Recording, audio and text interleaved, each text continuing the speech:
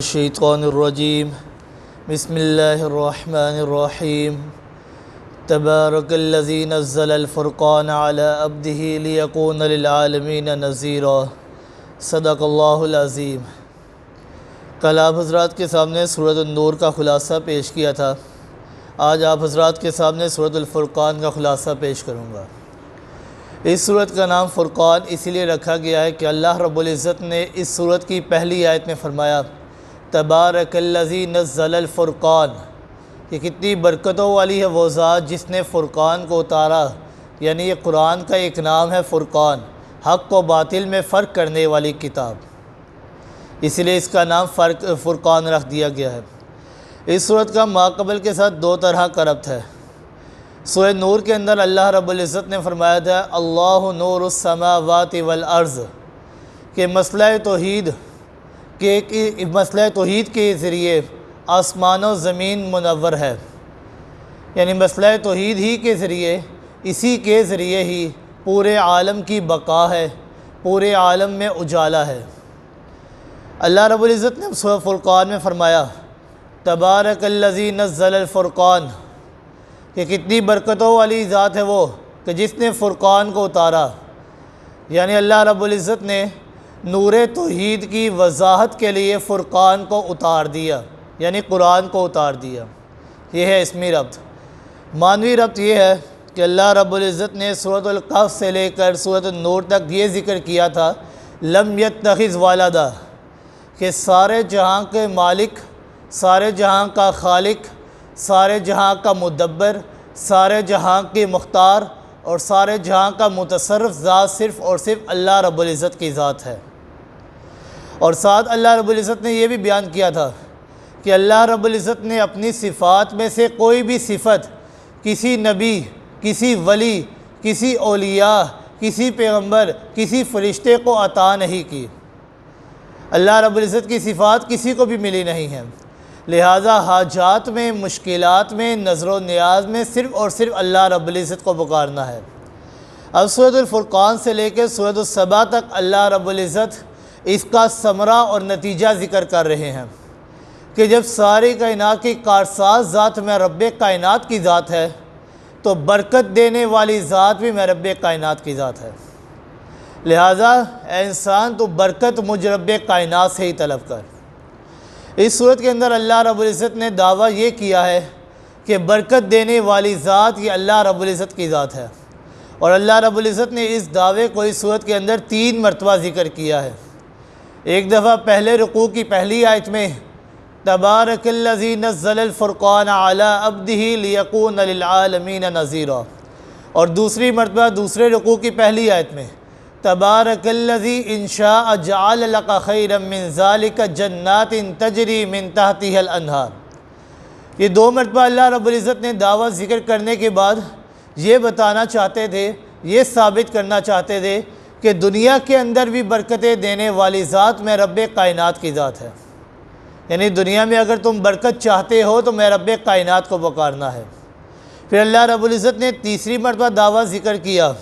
رکوع نمبر 4 کے آخر میں، پہلی آیت میں اللہ رب العزت آیت نمبر 61 میں تبارک الذی جعل فی السماء بروجا وجعل فیہا سراجا وقمرا منیرا، کہ اللہ رب العزت یہاں سے یہ ثابت کر رہے ہیں کہ جس طرح دنیا کے اندر بھی برکتیں میں رب کائنات ہی دیتا ہوں، اسی طرح آخرت کے اندر بھی برکتیں میں رب کائنات نہیں دینی ہے، رحمتیں اللہ رب العزت نہیں دینی ہے، لہذا انسان تو اللہ رب العزت ہی سے برکت کو طلب کر، کیونکہ نبی کریم صلی اللہ علیہ وآلہ وسلم نے فرمایا لن يدخل الجنت بعملہ، کوئی شخص اپنے اعمال کی وجہ سے جنت میں نہیں جائے گا، اگر جنت میں جانا چاہتے ہو تو رب کی رحمت کو تلاش کرنا پڑے گا، رب کی رحمت سے ہی انسان جنت میں جا سکتا ہے۔ اللہ رب العزت نے دعویٰ ذکر کیا کہ برکتیں اور رحمتیں دینے والی ذات اللہ رب العزت کی ہے، اور اس کے بعد اللہ رب العزت نے جو اپنے نیک بندے ہیں ان کے اوصاف ذکر کیے ہیں۔ اللہ رب العزت نے فرمایا وَعِبَادُ الرَّحْمَنِ الَّذِينَ يَمْشُونَ عَلَى الْأَرْضِ هَوْنًا، کہ جو میرے نیک بندے ہیں، عباد الرحمن ہے، ان کی پہلی صفت ہے الَّذِينَ يَمْشُونَ عَلَى الْأَرْضِ هَوْنًا، کہ وہ جب بھی زمین پر چلتے ہیں تو عاجزی اور انکساری اور تواضع کے ساتھ چلتے ہیں، تکبرانہ چال نہیں اپناتے۔ آپ صلی اللہ علیہ وآلہ وسلم جب چلا کرتے تھے تو آگے کی طرف جھک کر چلا کرتے تھے اور اپنے قدم کو مضبوطی سے رکھا کرتے تھے اور ذرا تیز چلا کرتے تھے کہ دیکھنے والے کو یوں معلوم ہوتا تھا کہ گویا کہ آپ پہاڑ سے نیچے اتر رہے ہیں۔ دوسری صفت اللہ رب العزت نے بیان کی، وَإِذَا خَاطَبَهُمُ الْجَاهِلُونَ قَالُوا سَلَامًا، کہ جب اہل جہالت سے تمہارا مکالمہ ہو جاتا تھا تو جو اہل علم لوگ ہیں وہ ان کو سلام متارکت کہہ کر وہاں سے چل پڑتے ہیں۔ اور دوسرا معنی کہ پھر بھی ان کے ساتھ سلامتی والی بات کرتے ہیں، وہ ان کے ساتھ جو مرضی کر لے وہ ان کے ساتھ سلامتی والی بات ہی کرتے رہیں۔ تیسری صفت بیان کی، وَالَّذِينَ يَبِيتُونَ لِرَبِّهِمْ سُجَّدًا وَقِيَامًا، کہ جو عباد الرحمن ہے وہ اپنی راتوں کو اپنے رب کے سامنے سجدہ اور قیام کرتے ہوئے گزار دیتے ہیں، یعنی دن کو بھی عبادت کرتے ہیں، راتوں کو بھی عبادت کیا کرتے ہیں۔ چوتھی صفت بیان کی، وَالَّذِينَ يَقُولُونَ رَبَّنَا اصْرِفْ عَنَّا عَذَابَ جَهَنَّمَ إِنَّ عَذَابَهَا كَانَ غَرَامًا، کہ اے رب ہم تجھ سے دعا کرتے ہیں کہ ہمیں جہنم کے عذاب سے بچا لینا۔ جہنم کا عذاب یہ چمٹ جانے والا عذاب ہے۔ جہنم کا عذاب یہ بذات خود تو ایک عذاب ہے، لیکن اس کے اندر اور بھی مختلف قسم کے عذاب ہیں۔ جو عباد الرحمن ہے وہ اس سے پناہ مانگتے ہیں۔ اللہ رب العزت نے ایک اور صفت ذکر کی اور فرمایا، وَالَّذِينَ إِذَا أَنفَقُوا لَمْ يُسْرِفُوا وَلَمْ يَقْتُرُوا وَكَانَ بَيْنَ ذَلِكَ قَوَامًا، کہ جو عباد الرحمن ہے وہ نہ ہی حد سے زیادہ فضول خرچی کرتے ہیں اور نہ ہی بخل کرتے ہیں۔ جو اللہ کے نیک بندے ہیں وہ ناجائز مواقع پر تو اپنا مال خرچ نہیں کرتے، لیکن جائز مواقع پر بھی اگر وہ حد سے زیادہ مال خرچ کریں گے تو اللہ رب العزت نے فرمایا، ان المبذرین کانوا اخوان الشیاطین، کہ حد جائز مواقع پر حد سے زیادہ مال خرچ کرنے والا وہ تبذیر بن جاتا ہے، اور تبذیر کرنے والا یہ شیطان کا بھائی ہوتا ہے۔ اسی لیے جو عباد الرحمن ہے وہ نہ حد سے زیادہ خرچ کرتے ہیں اور نہ ہی بالکل بخیل بن جاتے ہیں۔ ما آل من اقتصد، جس نے میانہ روی اختیار کی وہ گویا کہ کامیاب ہو گیا۔ چھویں صفت ذکر کی، والذین لا یدعون مع اللہ الہا آخر، کہ وہ رب کائنات کے علاوہ کسی اور کو نہیں پکارتے۔ رحمت و برکات کو طلب کرتے ہیں تو صرف اور صرف رب کائنات سے طلب کرتے ہیں اور کسی سے طلب نہیں کرتے۔